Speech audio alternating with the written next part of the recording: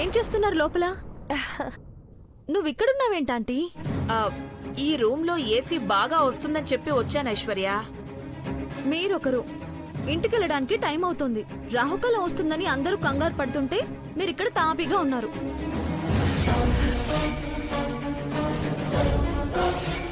Room ఏంటి ఇంత చిందరవందరగా ఉంది? భవానీ గారు కారు జారారు. అయ్యో పణిగారు అలా మాట్లాడతారేంటి? నీలాంబరి వాళ్ళని పిలుద్దామని కంగారుగా లోపలికొస్తే కాలు జారి వాటి మీద పడ్డాను. అవి కింద పడి పగిలిపోయాయి. అంతే కదా ఊర్మిళ గారు? పగిలిపోయిన వాటికి ఆవిడ వత్తాసు కూడానా? నీలంబరి అలా కూర్చో. ఎందుకు? ఎందుకు అని అడగరాదు. ఒడిబియ్యం కొంగులో కట్టుకోవాలి. పుట్టింటి వాళ్ళు ఇదంతా చెయ్యాలి. ఫనంకుల్ ఊర్మిళ అంటే ఇక్కడే ఉన్నారు గాని ఏం చెయ్యట్లేదు. మాకు ఈ ప్రాసెస్ అంతా తెలియదు Aishwarya. We are from America. Uncle, అమెరికాలో ఉన్న మన సంస్కృతి సాంప్రదాయాలు ఆచారాల్ని ఎలా మర్చిపోతాం? నేను చెప్పినట్టు చేయండి చాలు.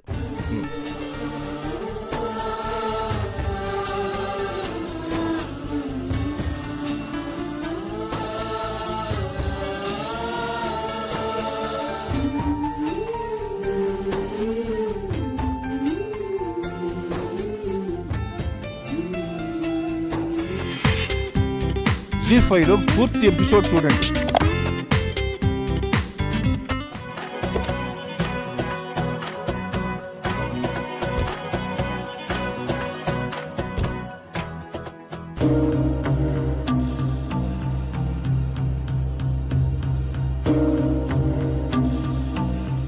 ఇక్కడే ఆగిపోయారే, పదండి.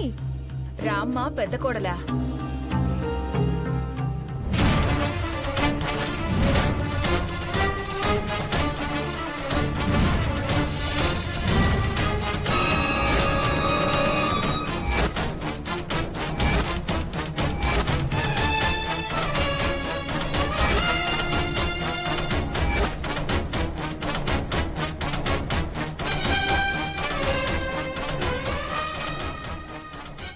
పెద్ద కోడల్ని నేను.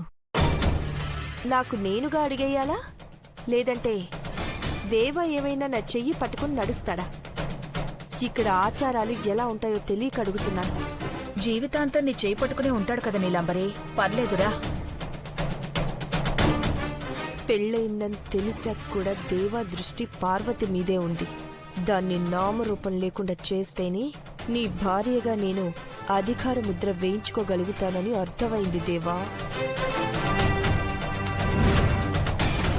సార్ పదండి, సార్ పదండి. రా నీలంబరి.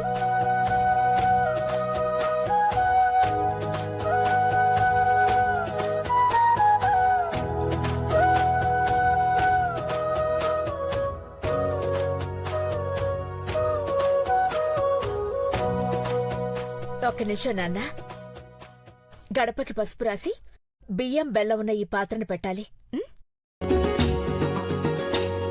పసుపు ఇవ్వండి.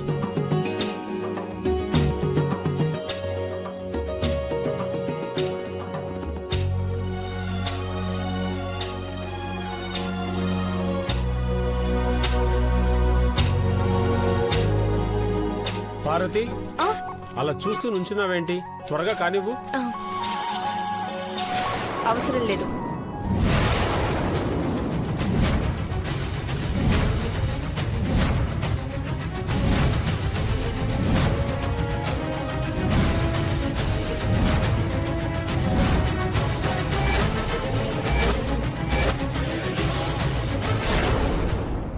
పార్వతి పసుపు కుంకుమలు ముట్టుకోవడానికి వీల్లేదు.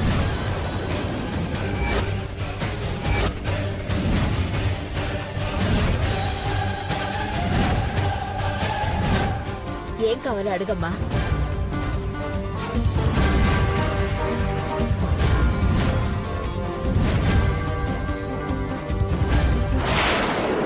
అది కోరికలా ఉండదు కానీ శాసనంలా ఉంటుంది. మీ డ్రైవర్ హనుమంతు కూతురు పార్వతి ఈ ఇంట్లో అడుగు పెట్టకూడదు.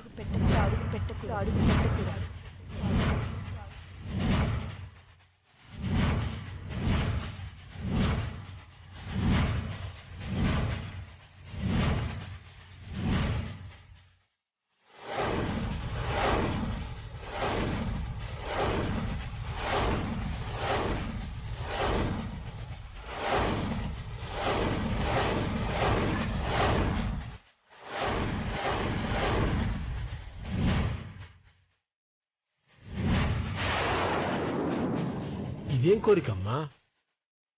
పార్వతిని ఎందుకు అలా టార్గెట్ చేస్తున్నావు? నాకు దాని మొహం చూడడమే ఇష్టం లేదు అంకుల్. నా కోరిక తీరుస్తారో లేదో చెప్పండి.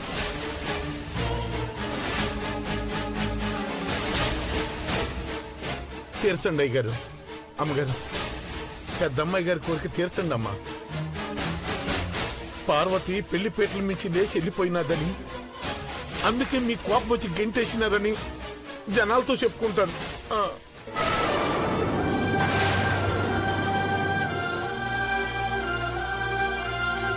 వాళ్ళు కూడా ప్రిపేర్ అయినట్టున్నారు, పంపించేయండి. ఆలోచిస్తున్నారా ఆంటీ? పని మనిషిని పంపించడానికి ఏమైనా అడ్డంకులున్నాయా? లేవు.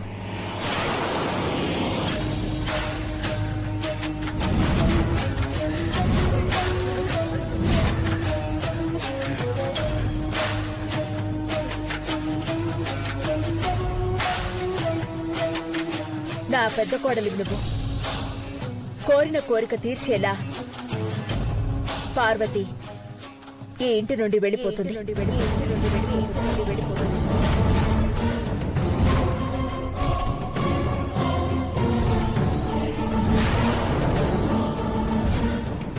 అమ్మా, పార్వతిని పంపించేస్తావా? నువ్వు ప్రేమించిన అమ్మాయి కోరిన కోరికని తీర్చాలి కదా నాన్న. మీ సంతోషం కోసమే ఈ నిర్ణయం తీసుకున్నాను. నీలాంబరి, నువ్వు కోరినట్టు పార్వతి ఇంట్లో నుంచి వెళ్ళాలి అంటే ఇంకో ఇంటికి తను కోడలిగా వెళ్ళాలి.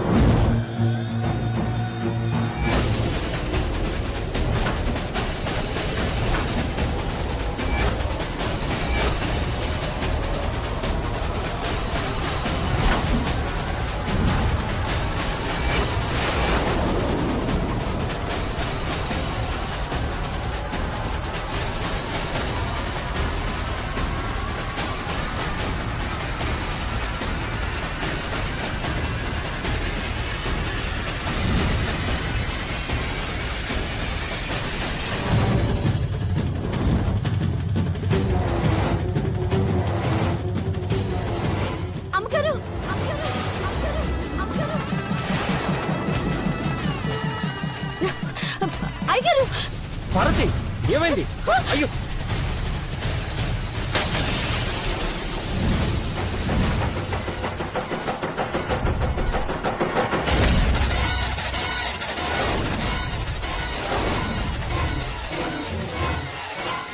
అమ్మా, అమ్మగారు, అయ్యో, ఓకే, ఏం కాలేదు కదా? అమ్మా,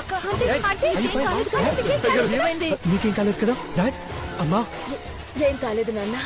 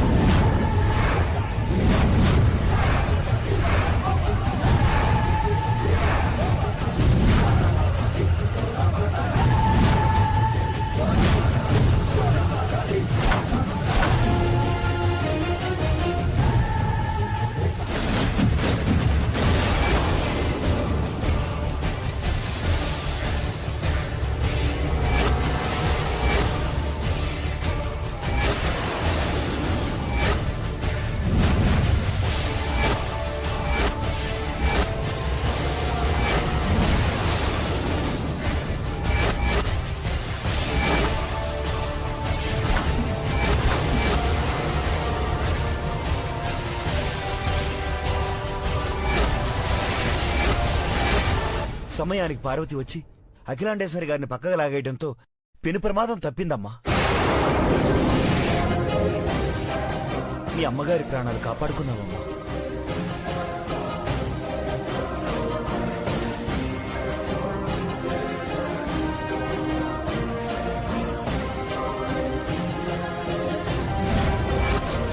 కొత్త కోడలు అడుగు పెట్టే టైంలో ఇలా జరిగింది. ఏం పాదమో ఏంటో. అరిష్టం అనుకోవాలంతే.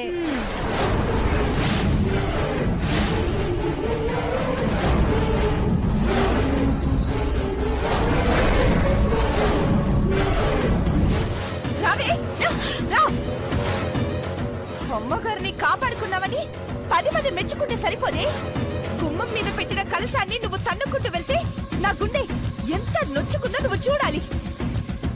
కూటికి గతి లేదనివి గడప మీదున్న బియ్యాన్ని తన్నే స్థాయికి వచ్చావంటే నిన్ను ఎక్కువ కాలం బతకనివ్వకూడదు.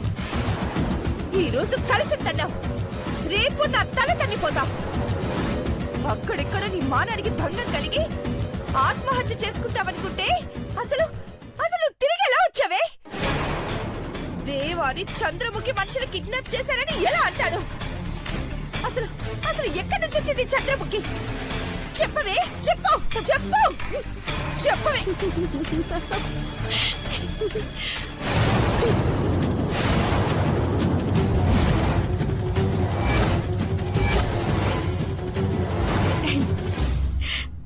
గొంతు నొక్కి పడితే అమ్మా నొప్పి అని అరవాల్సింది పోయి నవ్వుతున్నవేంటి?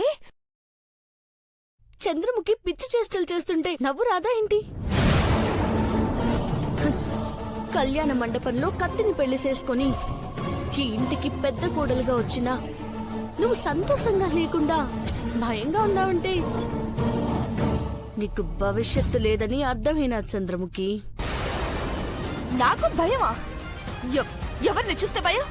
దేన్ని చూస్తే భయం? నిన్ను నువ్వు అద్దంలో చూసుకుంటే భయం. అమాయకురాలైన నీలాంబర్ని చంపి వేషం మార్చుకునొచ్చినా అద్దంలోకి తొంగి చూసినప్పుడు నీ కళ్ళు నిన్ను వెక్కిరిస్తాయన్న భయం. నీ గుండె నిన్ను కంగారు పెడుతుందన్న భయం. నీ మనసు నిన్ను ప్రశ్నిస్తుందన్న భయం.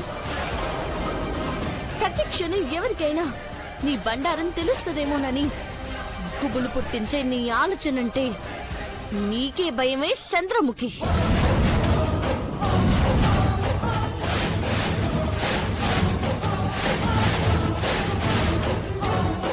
నన్ను పేరు పెట్టి పిలిచారా అంత నీకుందా?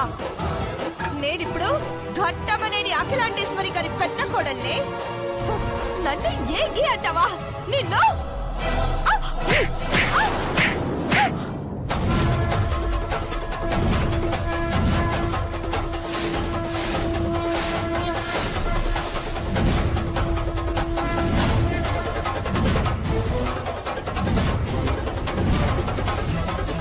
డ్రైవర్ మేకోటి హనుమంతు కూతురు పార్వతి బక్కగా ఉందని భయపెట్టాలనుకోవడం తప్పే చంద్రమ్మ.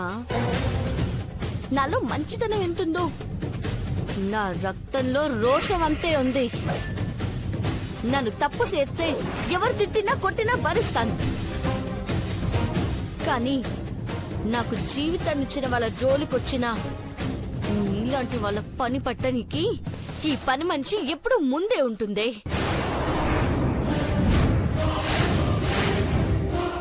ఎక్కడి నుంచి వచ్చింది నీకింత ధైర్యం? ది గ్రేట్ ఘట్టం నేనింటి పెద్ద కోడలే కొడతావా? ఛీ! పెద్ద కోడలివి ఎట్టాయినా? పెద్దబాబు గారు నీ మెళ్ళో పసుపు తాడు కట్టినారా? నీ చిటికలు వెళ్ళి పట్టినారా? నీతో కలిసి 7 అడుగులు నడిచినారా?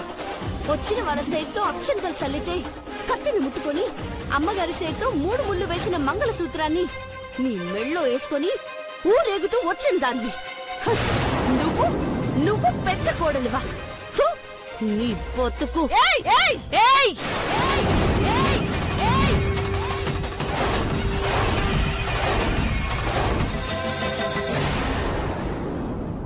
నా గుండె సప్పుడు నువ్వు విన్నావో లేదో కాని ఈ గంట సప్పుడైనా విని నీ బిడ్డ బాధని అర్థం చేసుకుంటావనుకుంటున్నానమ్మా. నా దేవుడికి నన్ను బాహ్యం చేశావు కాని అమ్మగారింటికి పెద్ద కోడల్ని సహిలేదు. పారాని పాదాలతో ఆ గడప తొక్కాలని పెద్దబాబు గారి సెయ్యెట్టుకుని నడవాలి అనుకున్న నన్ను ఆడదాని రూపంలో ఉన్న రాక్షసి చంద్రముఖి ఇంట్లో నుంచి పంపేయాలని నా మీద కుట్ర చేస్తుంది. నేనే లేకుంటే ఇంట్లో వాళ్ళని ఏం చేస్తుందో నా భయం. నేను లేకుండా ఉంటేనే అలాని ఏమన్నా చేయొచ్చన్న నమ్మకం. మంచి మనసున్న అమ్మగారు ఆ దుర్మార్గురాల్ని ఇంట్లోకి రానిచ్చారు. ఆ చంద్రముఖిని పెద్ద కోడల్ని చేసి మాట నిలుపుకున్నాను అనుకునే అమ్మగారి ముందు నటించి మోసం చెయ్యాలని చూస్తుందా రాక్షసి. నన్ను వెళ్ళిపోమన్నా నేను వెళ్ళిపోనమ్మా. ఎందుకంటే ఇప్పుడు నా దేవుడు నా భర్త. ఆ ఇల్లు నా అత్తారిల్లు. పెద్ద కోడలుగా నేను అడుగు పెట్టే ముందు నిన్నడుగెళ్ళాలని వచ్చాను.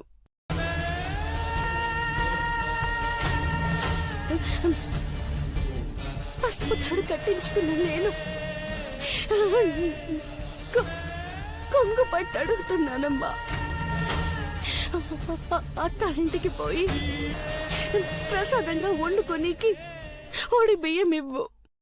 అమ్మలేని ఆడపిల్ల కోరికను ఈ అమ్మైనా తీర్చాల. ఇవ్వు తల్లి, ఇవ్వు, ఇవ్వు తల్లి, ఇవ్వమ్మా.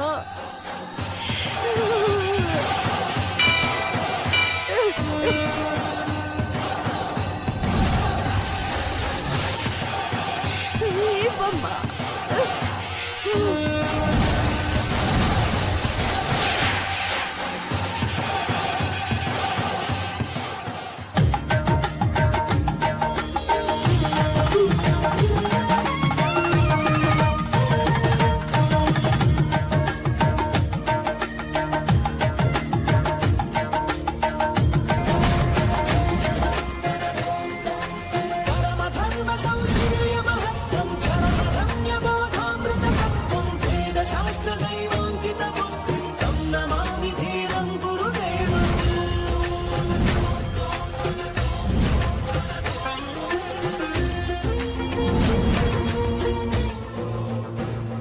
పార్వతి,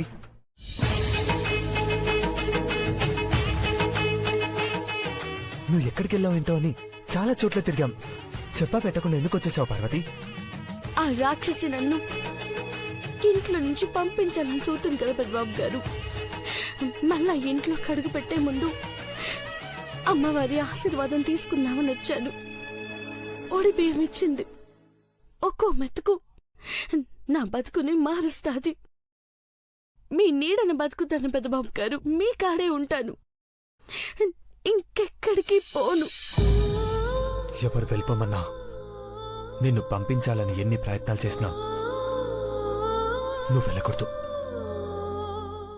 నువ్వు వెళ్ళిపోతే నేనెలా ఉండగలుగుతాను పార్వతి? మీరు నా మెళ్ళలో తాళి కట్టినా అమ్మగారి చిన్న తాళేసుకుని ఇంట్లో తిరుగుతుందా చంద్రముఖి? మీరు ప్రతి క్షణం జాగ్రత్తగా ఉండాలి పెద్దబాబు గారు. నువ్వు నాకా నన్ను గాని అమ్మవారిని కాని ఎవరు ఏమి చేయలేరు పార్వతి. ఆ అమ్మవారి భక్తురాలు వినువు. నువ్వు అడుగుపెట్టిన చోట, నువ్వు ఉండే చోట ఈ మహాదేవి శక్తి అండగా ఉండనే ఉంటుంది.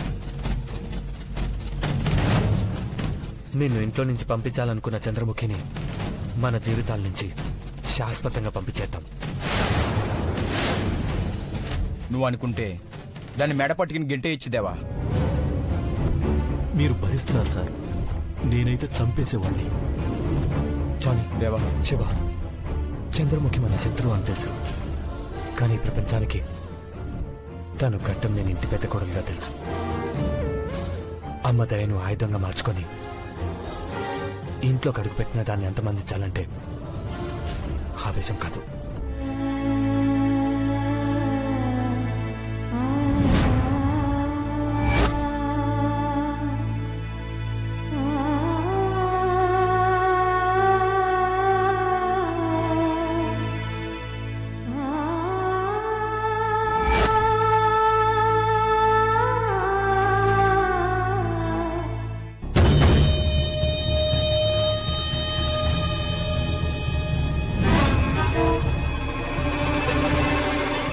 నేను ఎన్ని ఎత్తులు వేసినా చెత్త పనులు చేసినా పెద్ద కోడల్ని అన్న పేరును అడ్డం పెట్టుకొని బతికిపోతాను.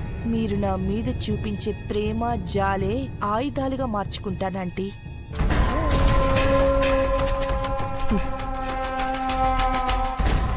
లోపలికి రావచ్చా ఆంటీ? ఈ ఇంటి పెద్ద కోడలువమ్మా నువ్వు.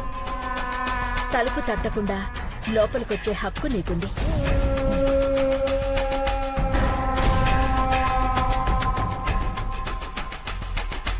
మీరు నాకు ఆ హక్కు ఇచ్చినా నా భర్త దేవా భార్యగా నాకు అధికారాన్ని ఇవ్వలేదనుకుంటా. ఎందుకలా అనుకుంటున్నావు నీలంబరి? అంతే కదా ఆంటీ.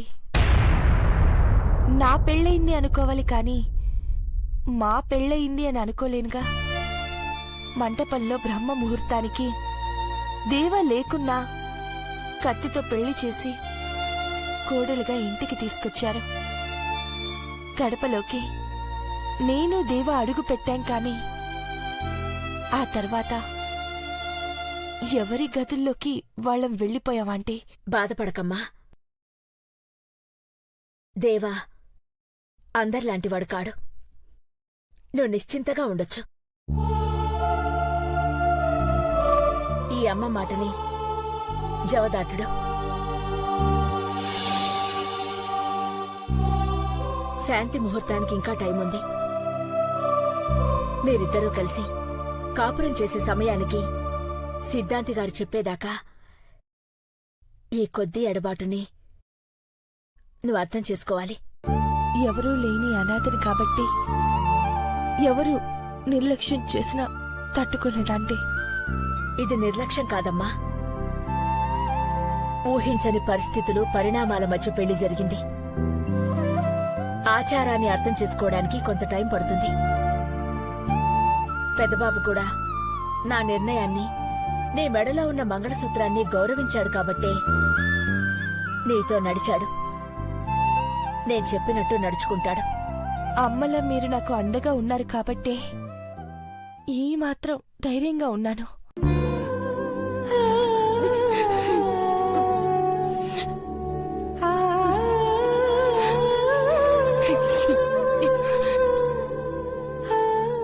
అమ్మా, కన్న కూతుర్ని పెళ్లి కూతురుగా చేసి ఒక్క చేతుల్లో పెట్టి సాగనంపేటప్పుడు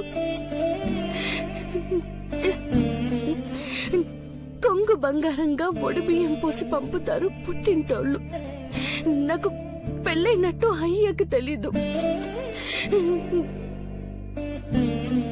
నువ్వు లేవు. కుంకుమెట్టుకున్న ప్రతి ముత్తైదువుని మాయమ్మే అనుకుని గుడిలో కమ్మ కట్టిన ఒడి బియ్యాన్నే ఈడ కట్టుకొచ్చిన. ఎంతమంది ఆశీర్వదించినా మా అమ్మ నన్ను ఆశీర్వదిస్తే నా కట్టాలు తీరుతాయి. అందుకే నీ ముందెడుతున్నానమ్మా.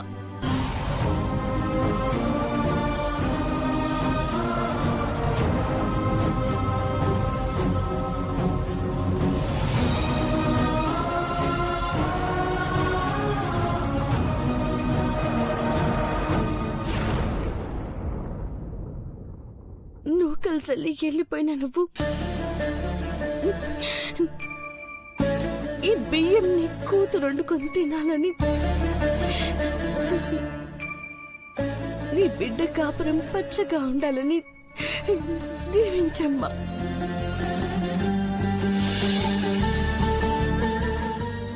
అయ్యెప్పుడు అంటుంటాడు, నువ్వు ఈయనే ఉంటావు. పార్వతి, నీ పెళ్ళైతే ఏ లోకంలో ఉన్నా మీ అమ్మ సంబరపడతాదని.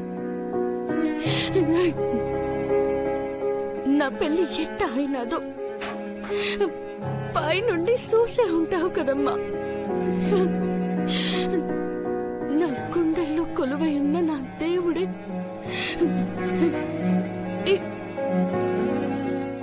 ఈ పసుపు తాడు కట్టినాడు.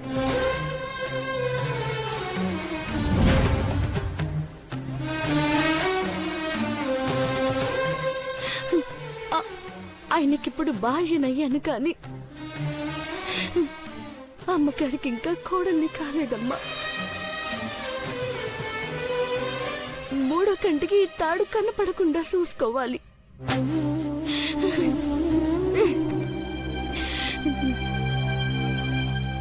నా భర్తకి పని మనిషిగా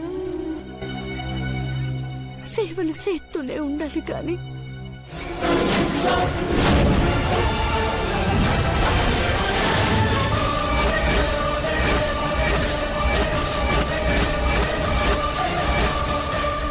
పార్వతి,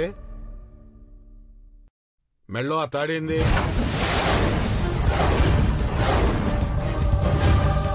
అడుగుతోంది నిన్నే.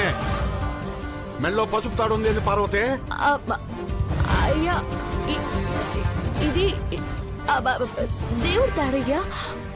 గుడికి పోనాను కదా, ఆడ కట్టినారయ్యా. నిజం చెప్పు పార్వతి, దేవుడి తాడా లేకుంటే ఏ మగాడో కట్టిన తాడా? అయ్యా అట్టంటావేంటి? నువ్వు నోరు మూసుకోరా. పసుపు తాడు మెళ్ళ ఉంటే దాని అర్థం ఏంటో నీకు తెలవదు. చెప్పు పార్వతి, ఎవడు కట్టినాడు? నిజమేనయ్యా, ఇది దేవుడు తాడు. నువ్వట అనుమాన పడితే ప్రాణం పోతాది. నా ప్రాణం పోతాదే. అది పసుపు తాడని తెలుస్తోంది. దానికి పసుపు కొమ్ముంటే మీ అయ్య ఏ చెట్టు కొమ్ముకో ఏలాడతాడు? అయ్యా, నీకు దండం పెడతానయ్యా, అట అనొద్దు. ఈ దేవుడి తాడు నన్ను బతికిస్తుంది, నాకు ఊపిరి పోస్తుందయ్యా. నీ బిడ్డ ప్రాణాలతో ఉందంటే ఈ దారమే ఆధారమయ్యా. ఆధారమే చూయించమంటున్నా. ఎవరైనా చూస్తే ఏమనుకుంటారు? హనుమంతుగాడి కూతురు పెళ్ళప్పుడు బయటికి పోయింది, తిరిగి వచ్చేటప్పుడు మెళ్ళలో పసుపు తాడు కట్టించుకొచ్చిందని ముఖం మీద ఉమ్మేస్తారే. అప్పుడు నీ మెళ్ళలో పసుపు తాడు ఉండట్టే నా మెడకు కూడా తాడుంటాది. అది ఉరి తాడు. నిజం చెప్తావా లేక నిజంగా చూయిస్తావా? సొన్నే సొన్నే సొన్నే చేయి. దేవుడు